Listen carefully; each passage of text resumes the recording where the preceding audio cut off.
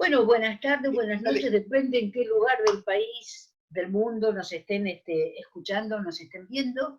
Y hoy quiero conversar y quiero presentarles a un amigo que no es una persona cualquiera, que se atrevió a ser representante de la esposa de un vicepresidente y encima que le vaya bien como abogado. El doctor Eduardo Romanín. Buenas noches, Eduardo.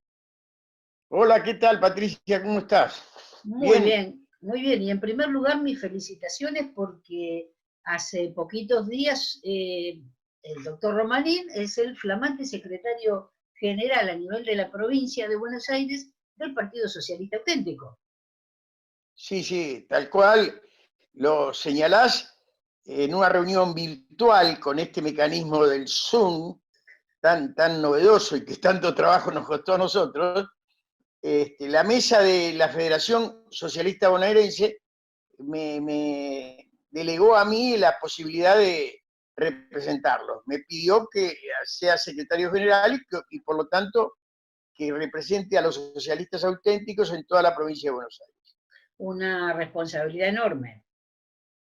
Sí, sobre todo porque el Partido Socialista Auténtico es, en la práctica política, el heredero de figuras como Juan B. Justo, Alicia Moró o Alfredo Palacio, por ejemplo. Y entonces, que a mí me pidan los compañeros socialistas que en este momento los represente es, de alguna manera, indicarme como, no digo como sucesor de esos prohombres y que tanto hicieron la patria, pero sí efectivamente es un honor poder conseguir o poder seguir su línea de actuación, ¿no?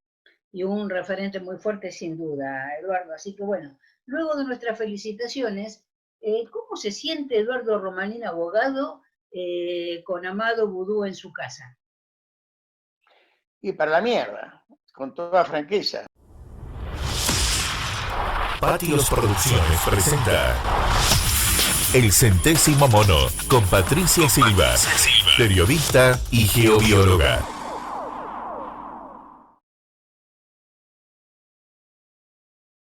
No me siento bien. Me parece que es un error de la justicia haber permitido que esto se produzca, y confieso que confío mucho en que a través de la revisión de la doble instancia se remedie este error y de vuelta se lo vuelva a colocar a Vudú en el lugar donde merece por la cantidad de condenas que tiene y los procesos que siguen su curso y que efectivamente van a encontrar un culpable en él, ¿no?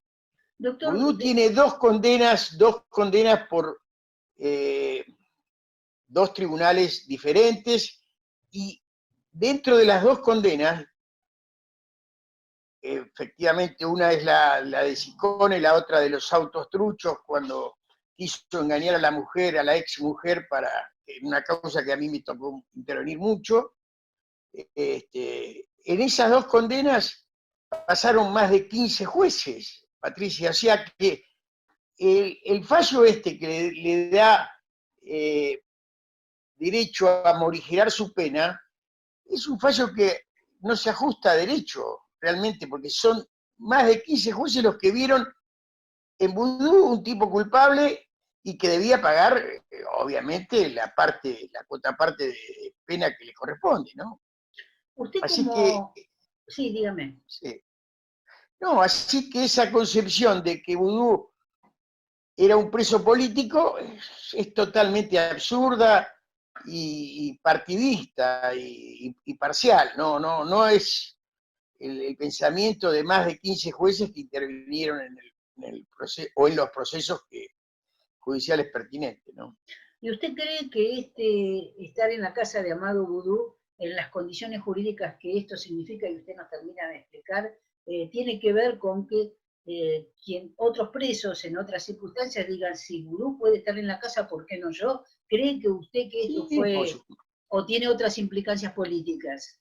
no, también tiene eso dentro del pensamiento del universo colectivo de los presidiarios.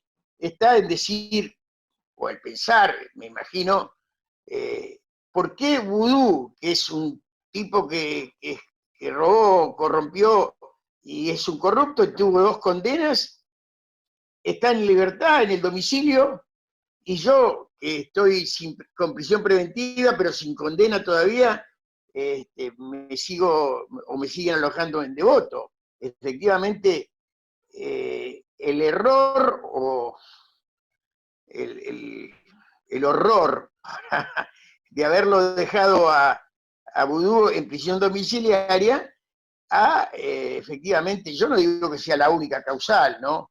Pero sí ha colaborado a que efectivamente se le produzcan a la mayoría de los 100.000 reclusos que hay en la Argentina un sentimiento de decir, ¿por qué si a Vudú con 2 condenas se lo deja en prisión domiciliaria, a mí que no? ¿Por qué? ¿Cuál es la razón? Y evidentemente con eso no hay respuestas. Aparte, sí, yo te decía, aparte del caso de Vudú, no hay respuestas también cuando un secretario de Derechos Humanos, como Pietragela, solicita la libertad de un corrupto confeso, de un coimero confeso que tiene ya 2 condenas y va a superar como es Jaime. Entonces, todo esto, lo de Vudú, lo de Jaime, esa configuración de tipo de presos políticos y demás, o pueden llevar a que muchos se sientan legitimados para pedir, ¿y a mí por qué no me morigeran la pena? Claro. En su concepto político-jurídico, le pido un análisis, o 3 en 1, ¿cómo ve la República Argentina desde lo político en su contexto interno e internacional? Porque esta pandemia nos coloca en una situación muy particular con respecto al mundo, y cómo nos ve internamente tanto a la Argentina como la provincia de Buenos Aires, donde nosotros estamos, en nuestro municipio.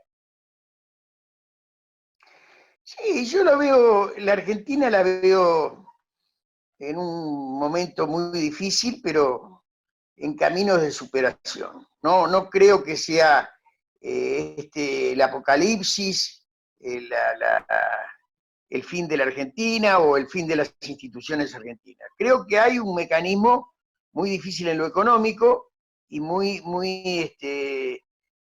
duro de emprender o de reencauzar. Creo que este hombre, Alberto Fernández, ha tenido y tiene la mejor de las intenciones, y me da la sensación, y esto es absolutamente político, Patricia, que en su intento está de postergar, de superar ese centralismo que Cristina Fernández nos había de alguna manera impuesto. Con su forma de ser y su forma de hacer política, ese centralismo, ese yoísmo, ese egocentrismo que tenía, que era visible en Cristina y que generó muchísimos rechazos, me da la sensación que Alberto no lo tiene, y que de alguna forma esto va produciendo un desplazamiento y maniobras, idas y venidas en el seno de un gobierno que sí, hay que reconocer, está loteado. ¿Qué quiere decir estar loteado el gobierno? Y que las distintas áreas se han dividido entre las distintas facciones o sectores que integran el frente que ganó las elecciones, y a los cuales este hombre, Alberto Fernández, tiene que tratar de equilibrar y coordinar, encontrando a veces con éxito y a veces sin éxito las diagonales que le permitan, eso sí, ir acentuando su centralismo en política. El presidente de la Nación es Alberto Fernández, no es Cristina Fernández, ¿no? Y eso puede llevar un tiempo en que la gente lo asuma y lo vea como propio. Yo creo que en eso está en camino don Alberto, ¿no? ¿Quién está gobernando, Alberto o Cristina? Yo creo que es Alberto, pero tengo la sensación de que Cristina, en base a este gobierno loteado o esta forma de conducir de un frente para todos, pone sus peones, pone sus fichas y las juega. Por ejemplo, ahora con lo de Raberta, en el ANSES. Es decir, es un juego de equilibrios, de presiones y de jugadas que van haciendo que cada sector vaya buscando acrecentar su poder. En ese camino, con esa visión, yo te diría que hoy es mucho más evidente que el que ha salido más fortalecido de todos es don Alberto Fernández, ¿no? Evidentemente, si vos pensás cuando asumió que se lo hacía como una especie de títere de Cristina, a que hoy tenga el 80% de la aceptación o de la aprobación de su forma de gobernarnos y demás, hay un camino que hace que efectivamente se compruebe una vez más, el dicho de que en la Argentina gobierna el que tiene la lapicera. Y esa lapicera hoy en día la tiene Alberto. Más allá de los desequilibrios, de las idas y venidas que pueda haber en ese camino largo a recorrer y que efectivamente lo está recorriendo, yo diría, con un éxito importante, un reconocimiento importante, Alberto Fernández, ¿no? Sin duda la población le ha hecho un reconocimiento que lo han reflejado las encuestas en cuanto a cómo manejó el tema con respecto a países europeos y de otros lugares, el tema de la pandemia. Ahora bien, el tema de la pandemia no viene solo, viene de la mano de la economía y obviamente mientras una se estabiliza, la otra se desacomoda. ¿Cómo ve la situación económica? Difícil, pero no, es un gobierno que tiene suerte también. Fíjate que típicamente peronista, no, yo no soy peronista, pero les tengo que reconocer un manejo con mucha suerte. Este tema, por ejemplo, el tema de la deuda, que aparecía como un extremo infranqueable, ¿no? Donde el repudio generalizado del universo le iba a llegar a Argentina, porque una vez más confirmaba lo que muchos sectores dicen a nivel internacional, que Argentina es un defolteador serial.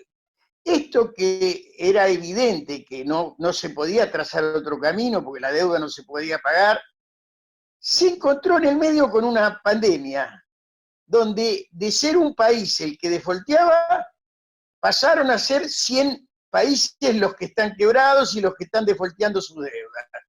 Y esto, yo digo que lleva una especial consideración de los acreedores, caso del fondo o de los bonistas, que dicen, bueno, una vez más Argentina defoltea, pero ahora dentro de un contexto que no aparece como un hecho tan extraordinario, ¿no? Y eso indica que es un gobierno con suerte.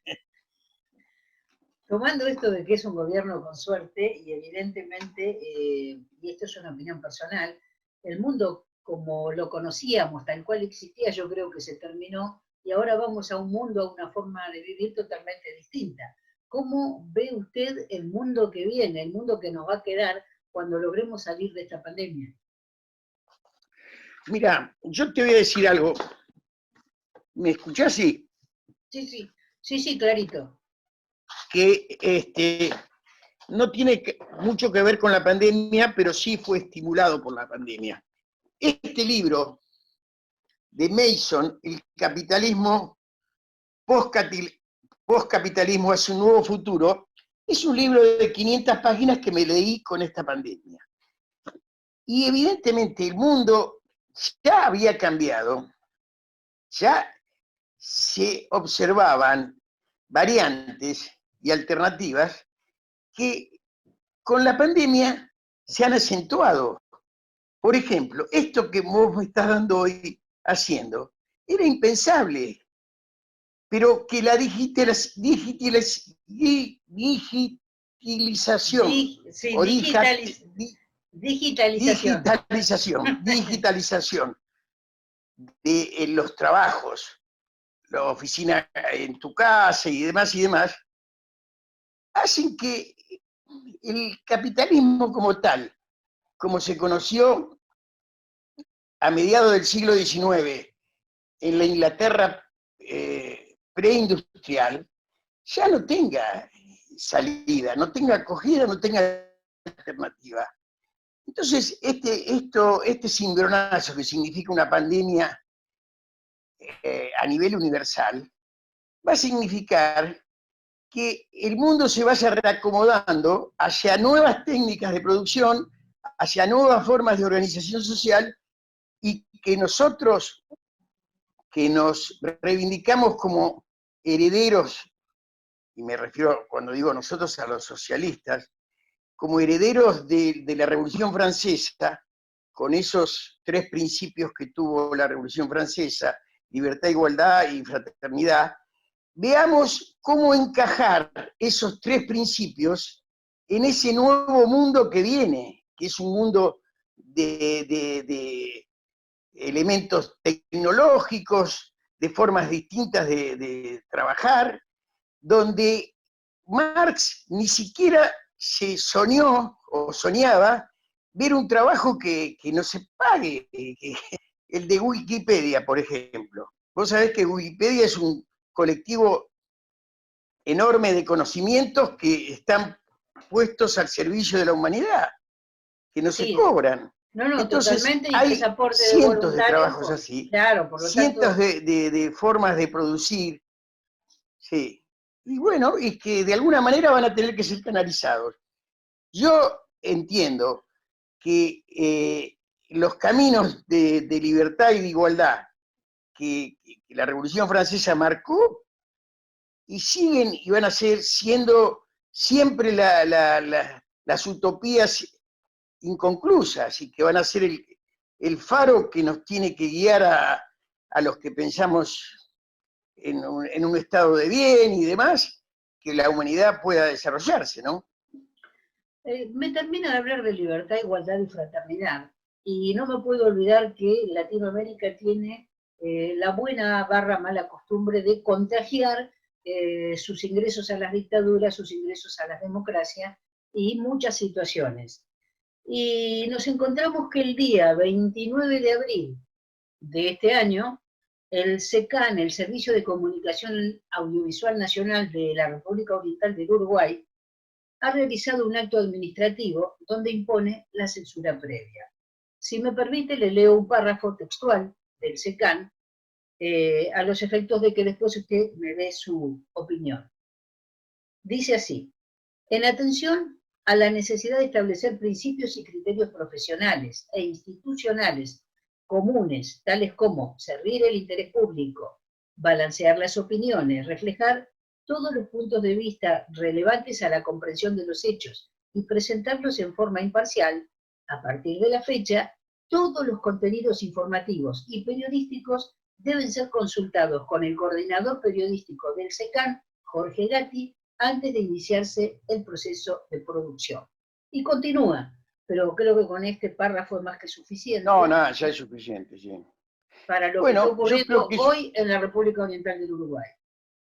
Sí, que lamentablemente ocurre en Uruguay, porque si eso ocurriera en Venezuela uno no se sorprendería, pero que en Uruguay, que es la tierra de Artigas, de el Pepe Mujica, donde se ha hecho un ícono en la libertad de expresión, la libertad ambulatoria y todo lo que es el conjunto de libertades democráticas, es lo que efectivamente a uno le sorprende, pero yo, mira, Patricia, soy muy optimista. No creo que prospere esta medida de la calle, primero porque los uruguayos son duros de boca, diría el viejo Allende, no, no son fáciles de llevar.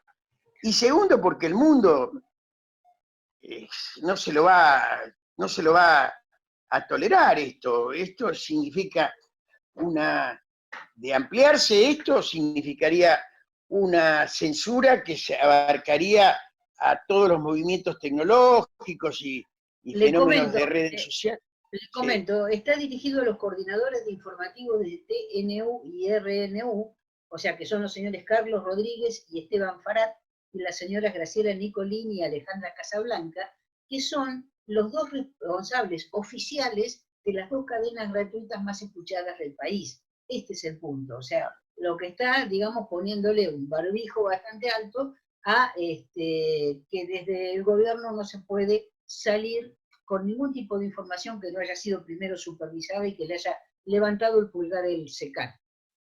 Por lo tanto, Bueno, yo creo, adelante, adelante. sí, yo creo que esto es como tantas otras medidas discrecionales de los ejecutivos, van a naufragar. Y hoy en día, con el fenómeno de las redes sociales, con lo que estás haciendo vos y tantos otros que hacen que sea imposible tratar de censurar o de canalizar la opinión pública.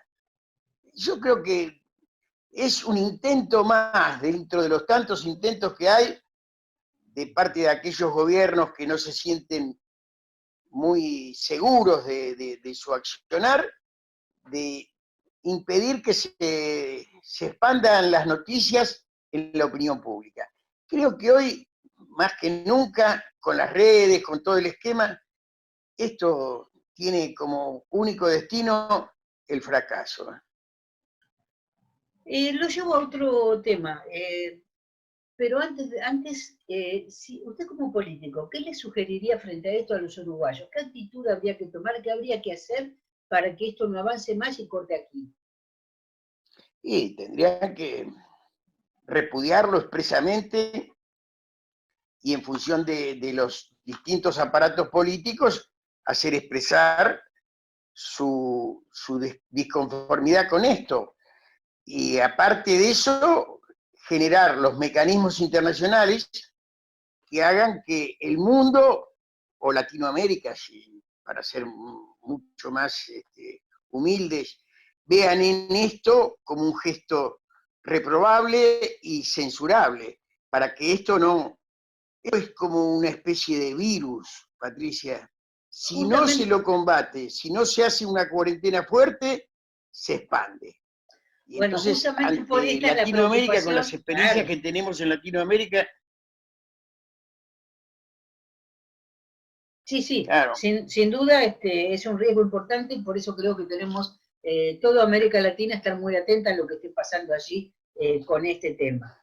Lo llevo a un tema más local, no solo de la Argentina, de la provincia de Buenos Aires y de un partido de la provincia de Buenos Aires, el partido de Castelli, allí cerquita de sí, Dolores.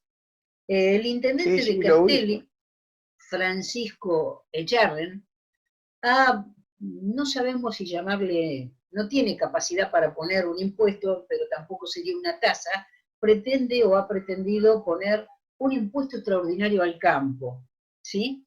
En Castelli, cuando se lo entrevistó en algún medio de orden nacional, le preguntaron por qué pretendía grabar, tendría que ser una tasa porque no tiene capacidad para impuestos, pero tampoco es No, una no tasa. tiene capacidad. Claro, no tiene derecho, no tiene jurisprudencia, jurisdicción para eso, pero tampoco puede poner Claro. una tasa porque implicaría que es por algún servicio que da y no está dando ningún servicio extra para pedir una tasa en el plano municipal.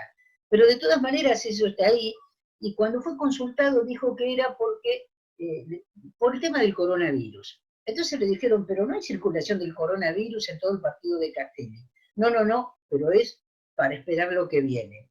Entonces, la pregunta que cabe frente a esto, cuando uno observa al presidente por cadena nacional, que de pronto toma una determinación, pero la deja, yo tomo la determinación de que haya posibilidad de salidas, pero voy a tener la última palabra después que una provincia o que un municipio me haga un pedido determinado y me diga cómo lo va a controlar.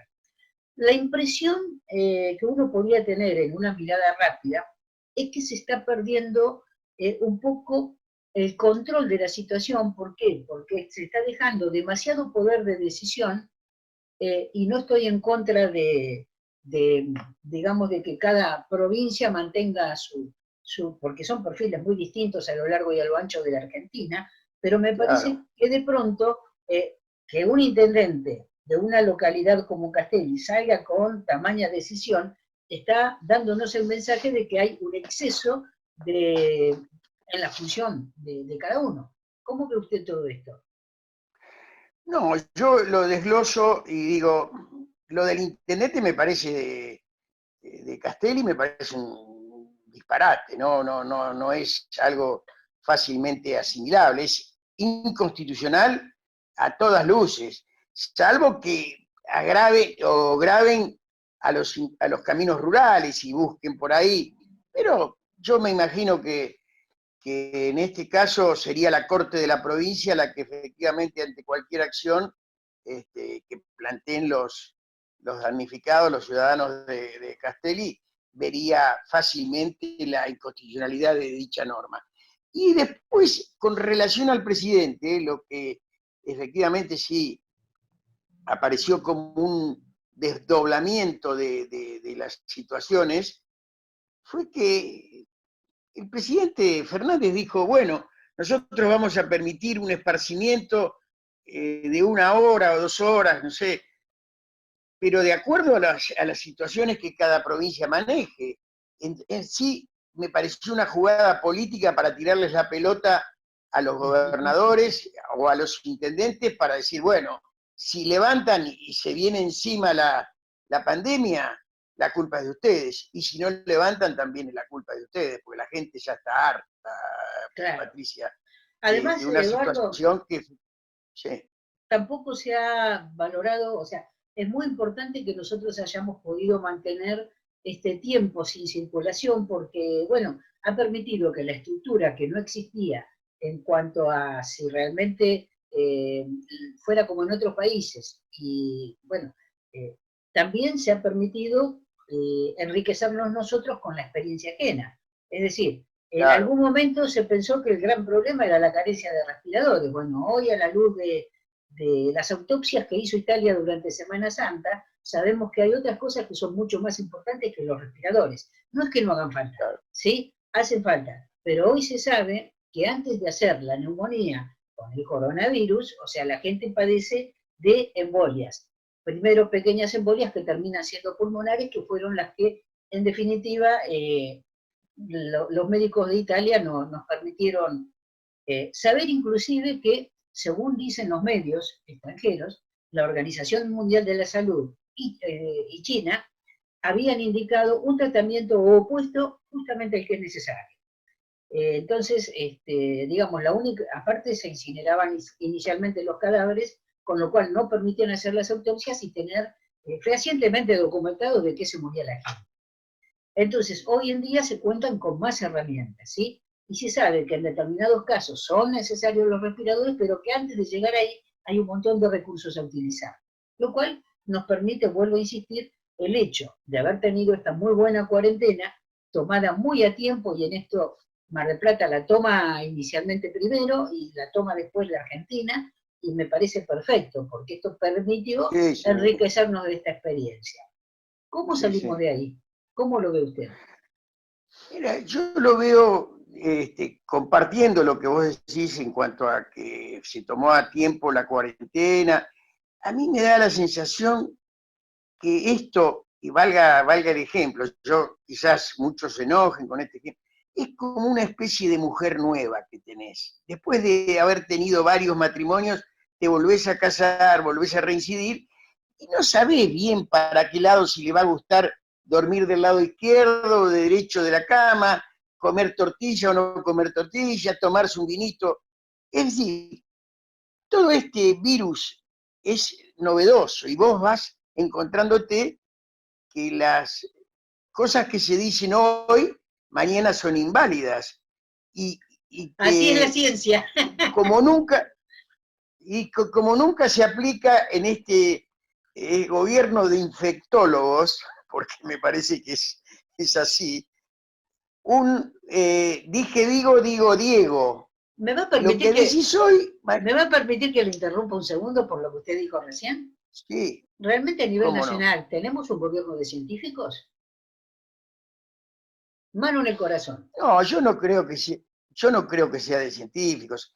Que ellos tienen un papel muy importante en esta pandemia, sí, porque es el métier de ellos, entonces.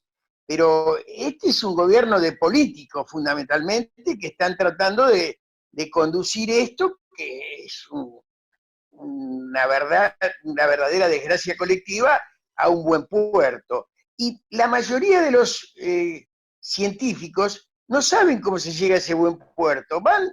Vamos yendo a tanteos con medidas que después se dan marcha atrás y se vuelven idas y vueltas. Entonces, hasta que no se aplique o no se consiga por la humanidad lograr una vacuna contra este virus, Patricia, y nos vamos a encontrar con que hoy dijimos blanco y mañana decimos negro, que hoy dijimos Diego y mañana decimos digo. No, te quiero decir que van cambiando las técnicas, van cambiando las modalidades, va cambiando todo porque en función de este virus que es novedoso, yo realmente a veces me asombro cuando oigo con tanta firmeza afirmar cosas que después al otro día se van desdiciendo, ¿no? ¿Cómo interpreta usted, por ejemplo, que en YouTube hay un video de Bill Gates donde dice que en 3, 4, 5 años, estas fechas más o menos, tendríamos una pandemia como esta? Bueno, Bill Gates es un visionario. Nadie, nadie puede negar eso. Un tipo que transformó los teléfonos de algo rústico y demás en algo que era o que es imprescindible y con funciones que todavía no le alcanzamos a ver, pero que en definitiva van a hacer que aparezcan nuevas enfermedades como de la columna por mirar tanto el espejito, el telefonino, o situaciones que eran impensables hace no mucho, digo 20 años. Entonces, que Bill Gates haya esbozado esa posibilidad, y bueno, no es extraño, a mí no me llama la atención tampoco, porque en el mundo de los poderes, de las hegemonías mundiales, que es lo que se está mirando, a ver, Patricia, yo creo que el mundo va hacia el mundo uno.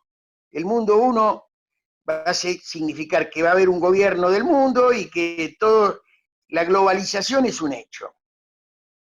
Y O me sea, toca a mí narrar con alguna anécdota por qué creo en eso así tan fervientemente. Y este mundo uno va a llevar a que efectivamente las distintas parcelas de hegemonía se disputen, porque lo que está en juego en el fondo es qué tipo de civilización queremos y quién va a conducirnos a esa civilización. Los chinos, los soviéticos, los americanos, los europeos o los latinoamericanos. Bueno, ahí está. El mundo uno ya lo aceptan todos, porque la globalización me parece que ya es un hecho difícil de únicamente a la pesar del puede negar a, Trump. a pesar del Brexit y de ese tipo de situaciones y ¿usted cree que no es pendular, o sea, de la gran globalización que hubo, no se vuelve al otro extremo pendularmente, ¿no?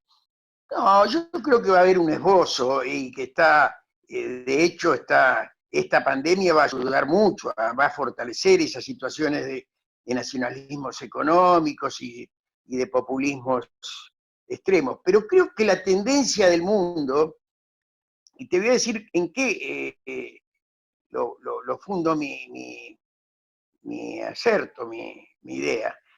Yo estaba en Tailandia, en Bangkok, que sabes que el plato típico es un platito que tiene arroz y pescaditos. Y en un local, en una esquina, había un restaurante que vendía platos típicos de arroz y pescadito. En la esquina de enfrente existía un McDonald's. En donde estaba el plato típico había 2 personas. En donde estaba el McDonald's había 2 cuadras de cola para entrar y comer. Entonces, ¿qué quiere decir eso? ¿Qué quiere decir? Que el mundo ya aceptó la globalización como un mecanismo clásico. Vos viajás a Tailandia, o viajás a Colombia, o viajás a Croacia, y ves las chicas de 15, 20 años, todas iguales vestidas. Ahora, Los jóvenes... cabe una pregunta. Comercialmente, culturalmente, está pasando esta globalización. ¿Qué pasa con los distintos gobiernos y las libertades? Porque no todos los gobiernos manejan... El riesgo que se corre es ese, casualmente. Nosotros decíamos hace un ratito, hablando que había que conjugar libertad, igualdad y fraternidad.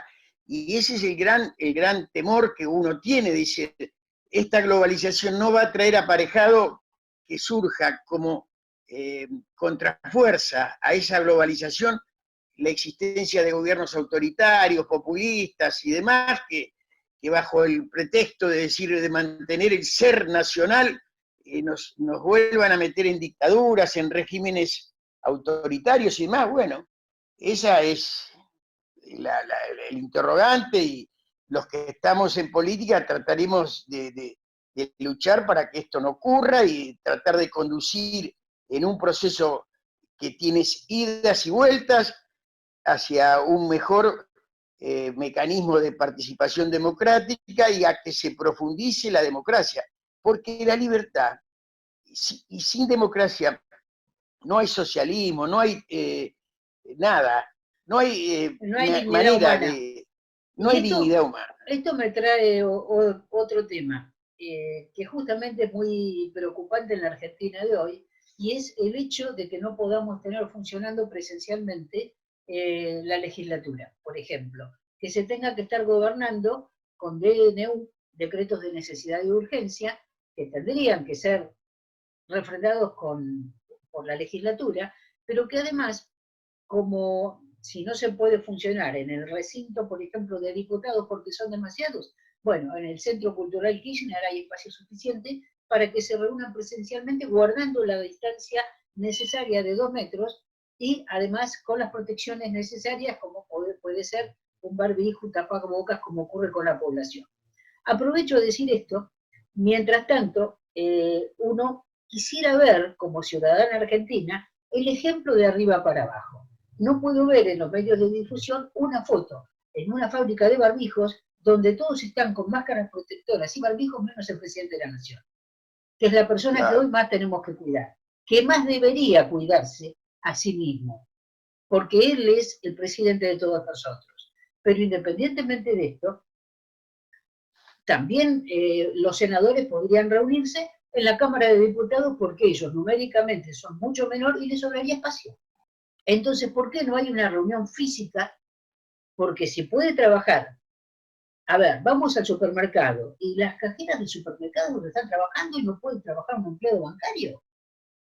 Que me perdonen los muchachos, es decir, además de periodista, soy radióloga y tengo 30 años de experiencia hospitalaria encima, pasé aparición de HIV, del H1N1, de un montón de, cada 4 o 5 años convengamos, no una pandemia, pero tenemos sí algo nuevo frente a lo cual uno que viene haciendo la historia de estas situaciones dice, para 4 o 5 años ya sabemos que aparece algo. Bueno, no nos sorprendemos tampoco tanto. De pronto esto fue muy diferente. Después no podemos saber nosotros cuál es el origen, ¿sí? Ya con el tiempo se dilucidará también esa cuestión. Pero me parece que no podemos estar sin república, sin división de poderes, sin contralor mutuo entre los poderes. Claro, no. Y me parece que sería mucho más sencillo resolver este tema si hubiese voluntad realmente porque es cierto que los pliegos, el reglamento de diputados o del Senado no contemplan lo audiovisual, porque bueno, no existía en esa época lo audiovisual, ¿no? Pero hoy en día es más fácil actuar en representación de, Yo pregunto, sin necesidad de ir al Centro Cultural Kirchner y demás, si en lugar de juntarse 400 legisladores, se juntan 40, ¿habría riesgo de contaminación? No. Y esos 40 podrían asumir la representación, en estos casos de extrema urgencia, de extrema necesidad, de los otros 400. Entonces, si se trabajase en ese sentido, se generaran alternativas institucionales, eso sí, institucionales, o sea, que serían previas a... Y presenciales. Y bueno, eso sería simplemente ayudar a que esto... No creo que sea el problema, más allá de chicanas políticas y de razones de protagonismo político que se pretende recuperar a través de medidas y de medidas, ¿no? Me parece que no ese es el problema de fondo. El problema de fondo es que gobernar una Argentina con DNU es absolutamente criticable. Totalmente. Además, no, ya sea este gobierno o el gobierno anterior. Seguro. En este caso, el gobierno tiene quizás, y digo quizás, una razón mucho más fuerte, porque es la pandemia, es esto y aquello. Pero así como criticamos el nombramiento que hizo Macri de 2 jueces de la Corte Suprema, vía decreto o vía DNU, y también vamos a criticar las medidas que se tomen en materia, por ejemplo, impositiva, sin la anuencia del Congreso o de la legislatura. Además, desde lo político partidario, hasta el presidente podría pensar que esto sería injusto con él porque lo obliga a asumir en su persona las responsabilidades que debieran ser corresponsabilidades republicanas. Claro. Eduardo, lo traigo a Mar del Plata, al partido de General Pueyrredón, donde nosotros estamos. Estamos observando un comunicado del Consejo Deliberante que definió el protocolo para el funcionamiento presencial y se convocó a reunión de comisiones. No se lo voy a leer todo, le voy a leer un fragmento, donde dice que se resolvió convocar a la Comisión de Legislación, que se va a reunir el próximo, bueno, no importa la fecha, y a la de Hacienda, respetando la distancia social, sin público ni periodistas, con la necesaria presencia, obviamente, de una relatora de comisión que es indispensable para el funcionamiento. El hecho de que no esté la prensa presente, y en este caso de una reunión de comisión donde no se indica que se vaya a transmitir, sin la sesión pública ordinaria, el Consejo avisa que va a ser transmitida por la radio por la cámara, por televisión de la Universidad Nacional de Mar del Plata y por YouTube. Sin embargo, no dice lo mismo con respecto a una reunión de comisión. ¿Cómo ve usted esta situación? Yo me parece, he sido concejal y sé cómo es el manejo, entonces me parece un verdadero disparate, hay que decirle a esta gente, a Martínez, creo que se llama el presidente del Consejo, que es un agravio a la prensa. La prensa es la que amplifica. Las reuniones de comisión son lugares muy chiquitos que lamentablemente la presencia de público es rara la vez que ocurre. Las reuniones de comisión se hacen en un departamento de 40 metros, entonces la prensa tiene la misión, más que nunca, más que en las sesiones ordinarias, de amplificar lo tratado allí.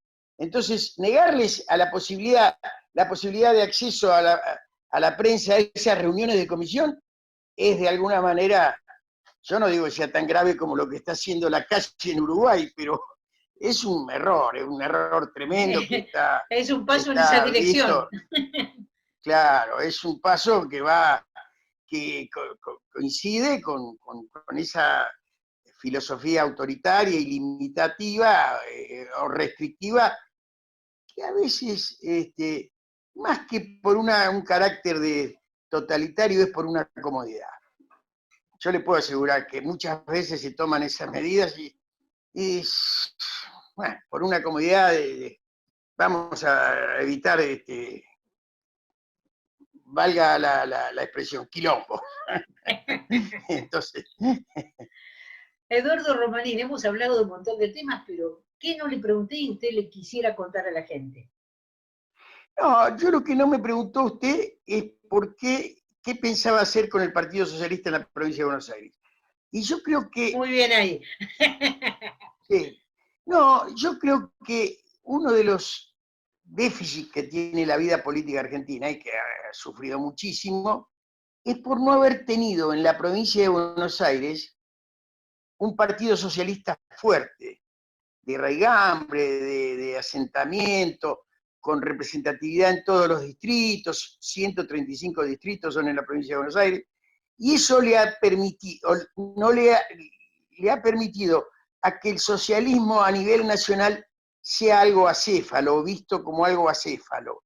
Está en Santa Fe, está en Capital, pero no alcanza a tener la envergadura nacional. Entonces, la impresión mía es que hay que trabajar en ese sentido, no solamente con los socialistas, sino con una gran fuerza progresista, como pueden ser los partidos del GEN, del justicialismo o del propio Partido Socialista de Santa Fe, en que nosotros podamos poner un grano de arena, una gota de agua a ese fortalecimiento institucional que significaría que en la provincia de Buenos Aires la dicotomía no sea pro o Kicillof y los radicales. Me parece que hay un margen para actuar y generar una política de alternativas viables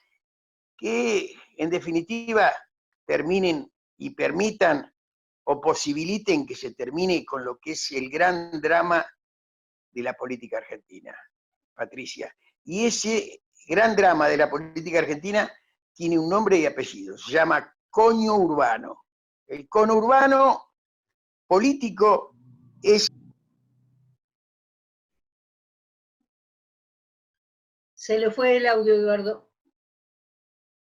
Hola, hola.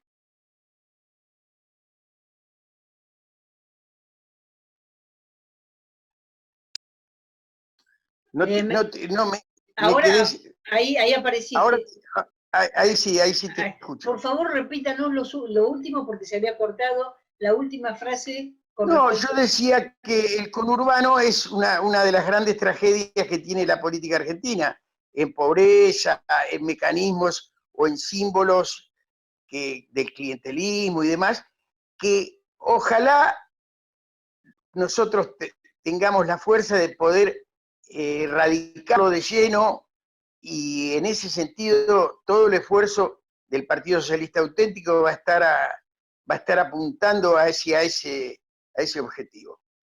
Bueno, le deseo todos los éxitos que en la construcción de más democracia y de más república, que esto, como decía Raúl Alfonsín, se logra solamente con más ciudadanos republicanos y más ciudadanos democráticos, que es lo que hay que formar en nuestro país, sin duda.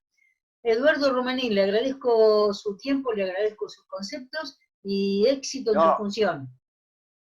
Yo le agradezco la llamada y la deferencia que ha tenido con nosotros, los socialistas auténticos, que no tenemos mucha prensa, pero en fin, ojalá que algún día se puedan revigorizar esos lazos que tuvo el socialismo con la sociedad argentina y efectivamente se permita parir una nueva provincia, un nuevo país, ¿no? Sin duda la Argentina tiene que trabajar integralmente y acortar distancias. Otra vez porque necesitamos estar todos dentro de la Argentina y que nadie quede afuera de una mejor calidad de vida para que realmente seamos el país que alguna vez tuvimos el sueño de ser. Muchísimas gracias, Eduardo Romanín. A ver, déjeme decir esto, ir trazando las diagonales que busquemos y ojalá que la grieta que en este momento nos está opacando y ahogando sea superada a través de diagonales que permitan el reencuentro de todos los argentinos, y en este caso lo que vamos a trabajar los socialistas auténticos en la provincia de Buenos Aires, para que esa grieta que existe hoy en la provincia se achique, se invisibilice y en definitiva termina siendo superada. Muchísimas gracias y un fuerte abrazo a Eduardo Romaní. Gracias a vos, Patricia. Saludos. Para recibir gratis nuestros boletines digitales, suscríbete en www.geobiologiamardelplata.com.ar. Escribinos a geobiología.mdp@gmail.com. Esto fue El Centésimo Mono. El Centésimo Mono. Con Patricia Silva, periodista y geobióloga.